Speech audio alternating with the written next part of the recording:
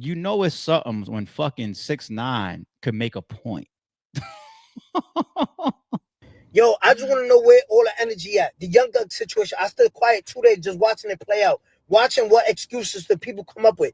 Every day, every year, every time a nigga come out, y'all move the goalposts further, further, further, further. Oh, nah, bro, it's different. No, it's different, bro. It's different, bro. It's different. You told, like, before 12 in the afternoon, like, that's a forbidden rule. You can't do I that. hope so. I He hope no, so. bro. It's okay, bro, because he told after 3, like, bro. It's so easy. They tell you have the right to remain silent. Anything used against you could be used in the court of law, whatever the fuck the case they say.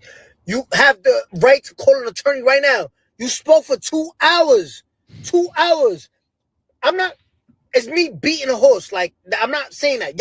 Y'all heard what y'all heard. Where's all the energy at?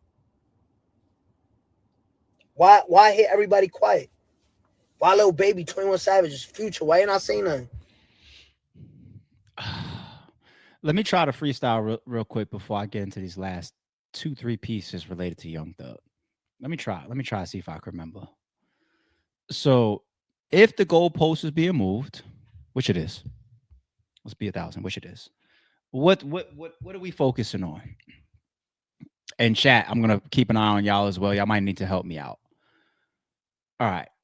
One, doing a 2 hour interrogation in the first place, especially like even if you're caught off guard, the fact that you get to a point where they read you your Miranda rights and tell you clear cut you have the right to remain silent or have an attorney present, right? Knowing that they're talking to you about some real shit, right? So that 2 hours, you could say shit, but what you say is critical. I keep saying that. Some people end up in an interrogation for 2 minutes. Hey, so what's a blah blah? I don't know none. Hey, Kevin from India, and the detectives say, "All right, we ain't gonna get none here," and then they go. Then you got other people that end up getting fed food and shit like that because you're there long enough, and they want to make you even more comfortable because they realize you are cooperating with them and possibly corroborating information that they need. Anyway, the 2 hour long interview. Um, any rapper does that, you're gonna have a lot of backlash. What's another one? Saying any correct names. You didn't just say Kevin from India, that doesn't really exist. We really are talking about Lil Wayne, Baby, and Roscoe. Okay? Let's get a little bit more detailed. When it came to Roscoe, we heard who Roscoe? I don't know. I called him and said, "Did you shoot it?" Like, well, I mean, he told me he didn't do that shit, but I don't, he break the law every day. You're almost establishing that he has the capability of doing it, even though you don't think that he did.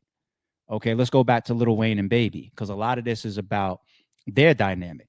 Talking all of this about the beef and the drama and the business, why Lil Wayne or Baby might have friction amongst each other, that does things like establish motive. It establishes motive. That's why the detective is sitting there, trying to be slick, saying things like, "Well, hypothetically, if it, why would they be? Hypothetically, I know you're telling me that they probably not, but hypothetically, if they were, why would they?" Right? What else do we got? We got the tweet of, "I told my brother to take a plea deal," right?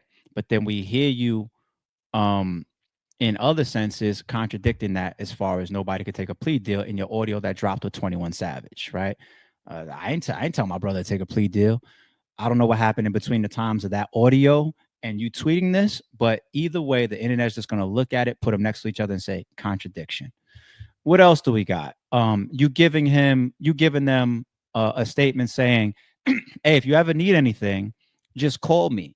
I'll help y'all out. Here's my phone number." Even if you're trying to spin them, that doesn't read very well, doesn't sound very good. Okay. What else do we got? What else do we got, people? Uh, uh, uh, uh, uh, uh, uh, uh, uh, uh, uh. uh. What else do we got? The plea deal I think I mentioned with his brother, and then um, or the thing with Little Baby, right? I'm sorry, we already mentioned the plea deal. I'm talking about the Little Baby one, the QPC, the contradictions that they're putting out there, especially as it relates. Now let's go to number 8, Gunna.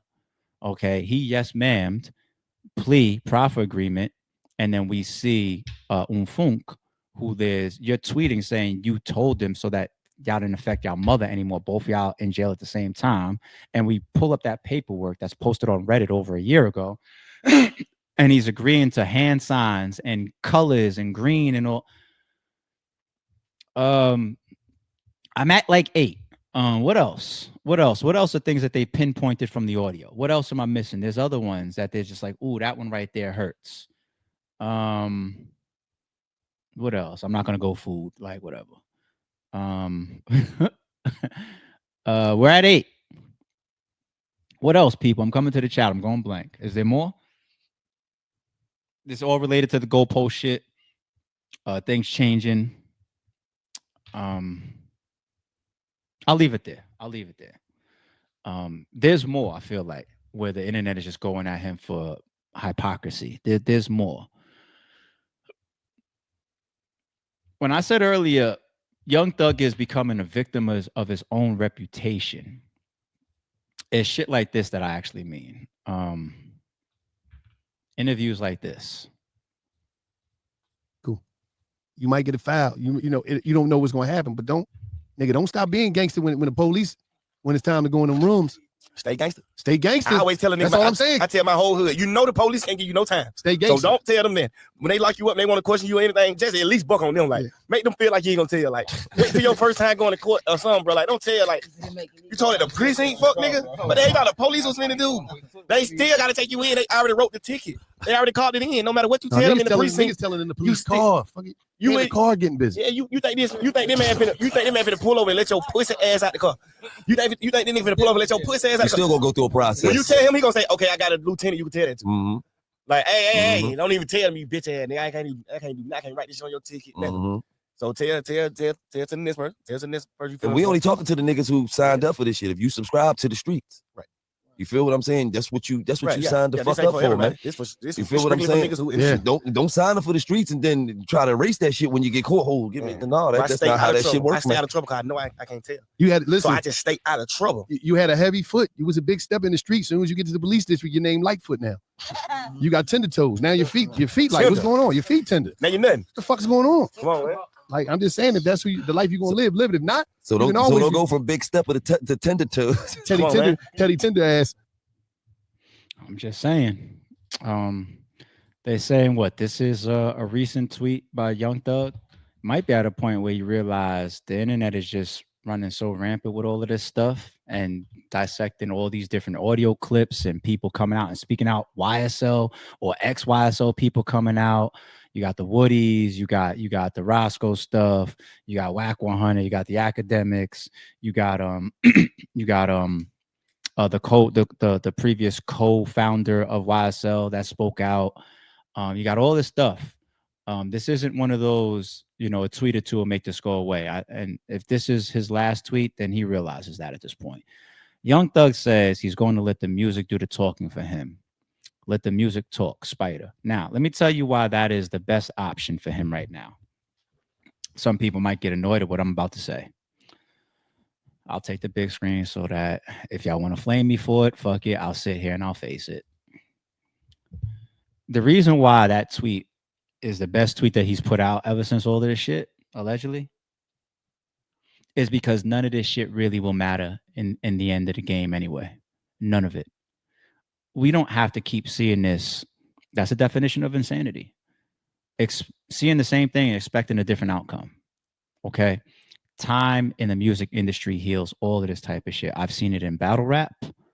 I see battle rappers that have broke code and done things and they right back on stage. People still book them and whatever. And they'll still rap that street shit. And the fans will still click play. The bloggers will still cover it and still talk about it and promote them and back them. And right. Music industry. 6IX9INE is still making more money out there overseas than a lot of your favorite rappers. I'm scared to pull up how much money did 6IX9INE make in 2024. You know what I'm saying? He made a good deal of money. Hell, when he came home, and at least he claimed it, when he came home, you still have like the Nicki Minaj's of the world that featured with him. You have the Kodak Blacks that got on camera and said, who? 6IX9INE? That was $1 million. Of course I did it. Of course I did it. The money. He said, yeah, I'm going to go feature with 6IX9INE. Kodak Black. supposed certified super street nigga. You're super goblin gremlin goon, right?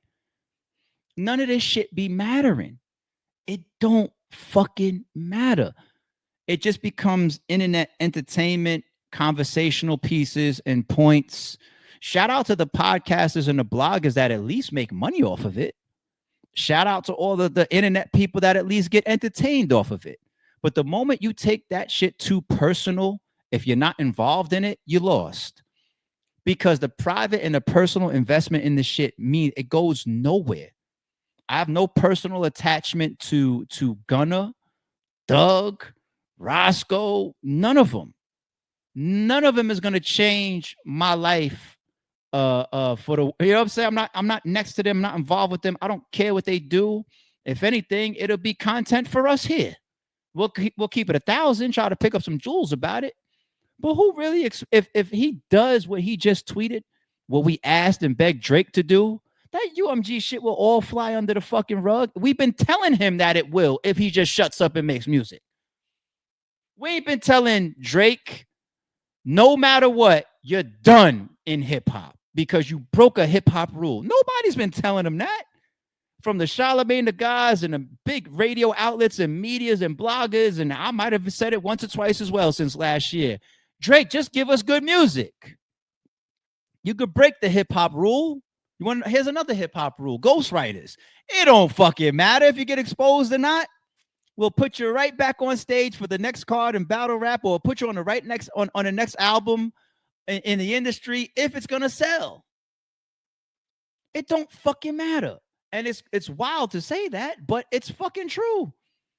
This shit is this week's and next week's, and we'll see how long it goes. Big hip hop news. Some people will be affected. Those are the people that are actually involved. The broken relationships, the lost money, the lost business dealings, the I can't rock with this person. Like, let's say what Southside just said on Drink Champs. I can't make no beats for Gunna because of Young Thug. Shit like those are the people that are actually invested and involved, and they take losses. Everybody else, if Young Thug puts out a song right now addressing even subliminally this shit, it's going to have 1 billion views. And if he uploads that on his YouTube channel, he's going to have 1 billion views worth of money and monetization for it. We're all going to listen.